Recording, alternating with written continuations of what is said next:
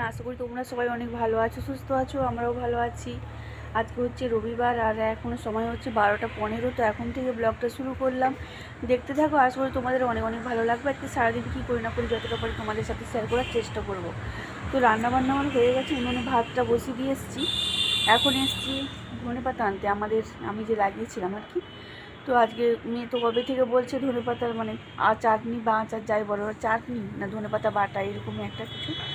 তো আজকে বানাবো, ওকে বলেছি কালকে যে অবশ্যই কালকে বানাবো। তো ওটাই নিতে এসছি আর কি। কচি কচি একবার ধনেপাতা দেখো এত ঘন হয়ে আছে, তো এখান থেকেই মানে ভেঙে নেবো ভেতর থেকে থেকে। কিনা আছে তো আমি টাটকা দিয়েই করি, টাটকা ধনেপাতা দিই। ঠিক আছে, তো চলো তুলে নিই। দেখো কেমন করি তুলি, একবার এগুলো নরম কচি কচি। বাবারই অনেক কালকে জল দেওয়া হয় না, তো ওই জন্য শক্ত হয়ে গেছে। আজকে অবশ্যই জল দিতে হবে বিকেলবেলা।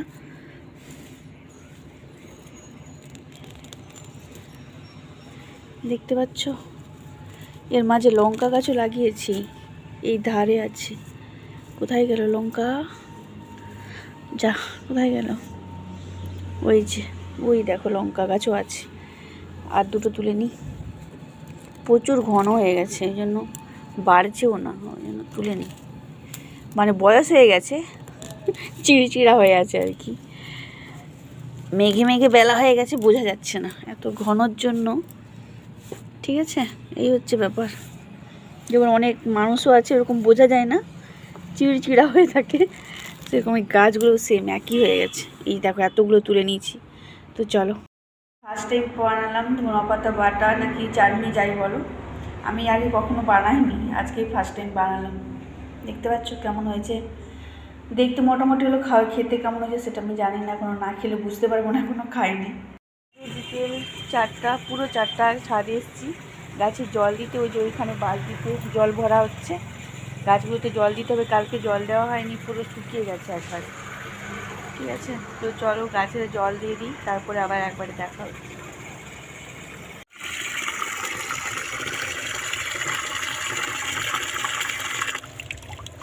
সময় হচ্ছে বিকেল 4টা 20। এতক্ষণ গাছে জল দিলাম, কতগুলো গাছ মানে টব পরিষ্কার করলাম।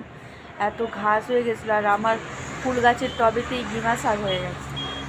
প্রথমে লক্ষ্য করিনি, অনেকগুলো ছিঁড়ে দেওয়ার পর তারপরে লক্ষ্য করছি যে গিমা শাক হয়ে গেছে। এই হচ্ছে ব্যাপার।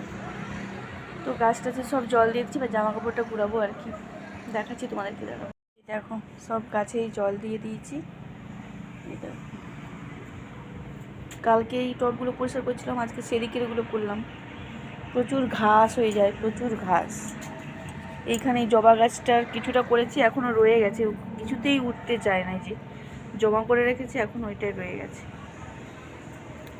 এই হচ্ছে ব্যাপার সব। আর এই ফুলটা দেখো, এর পাশে আবার একটা এই যে ফুটবো করছে আর কি, দেখতে পাচ্ছ? এত সুন্দর লাগছে, এখনও ভালো আছে ফুলটা। আর এই বেগুন গাছগুলো মোটামুটি ধরে গেছে। এর সাইডে একটা লঙ্কা গাছ লাগিয়েছিলাম, কোথায় দেখতে পাচ্ছি না। এখানে দুটো লাগিয়েছিলাম, এই যে এই একটা, আর এখানে ভেতর একটা আছে। আর এই গাছটা তো অনেকদিন পরে এই যে ফুল ফুটবে আর কি, অনেকগুলোই কুঁড়ি এসছে, অনেকদিন পর ফুটবে। এই হচ্ছে আপডেট ছাদ বাগানের। জামা কাপড়গুলো গুঁড়িয়ে নিই এবার। গোলাপ গাছেও অনেকগুলো গোলাপ ধরেছে, আর নয়নতারা আছে ওখানে ওই টবে অনেকগুলো নয়নতারার গাছ আছে। এই যে দেখা, এই যে নয়নতারার গাছ বেড়েছে, এগুলো না অন্য টবেতে লাগিয়ে দেবো, এই গরমকালে ফুল হবে। এই যে দেখতে পাচ্ছি অনেকগুলো চারা, মানে ওই টবটা যেখানে রাখা ছিল সেখানটায় তার পাশে নয়নতারার গাছ ছিল আর কি, বীজ পড়ে হয়ে গেছে। আর এটাতে তো কুন্দ ফুল সেই যে 3টা ফুল হয়েছিল, আর তো হয়নি। আর আজকে এই এর ঘাসগুলো তুললাম, তারপরে দেখি পিঁমড়ে বাড়াচ্ছে। এই দেখো কালো কালো পিঁমড়ে, এটাও পরিষ্কার করলাম। এই যে ওইখানে সব জমা করে রেখেছি, এইগুলো একটু একটু করেছি। এত ঘাস একদিনে পরিষ্কার করা যাবে না। আর দেখো স্ট্রবেরিটা অনেক বড় হয়ে গেছে, দেখতে পাচ্ছ বন্ধুরা। ঠিক আছে, চলো আজকের ব্লগটা এই পর্যন্ত, এখানেই শেষ করে দিচ্ছি, আর বাড়াবো না। এমনিতেই আমার ভিডিও কেউ দেখছো না, শুধু শুধু বেকার বেকার বড় করে লাভ নেই। তো সবাই ভালো থেকো, সুস্থ থেকো, দেখা হচ্ছে নেক্সট একটা ব্লগে। টাটা।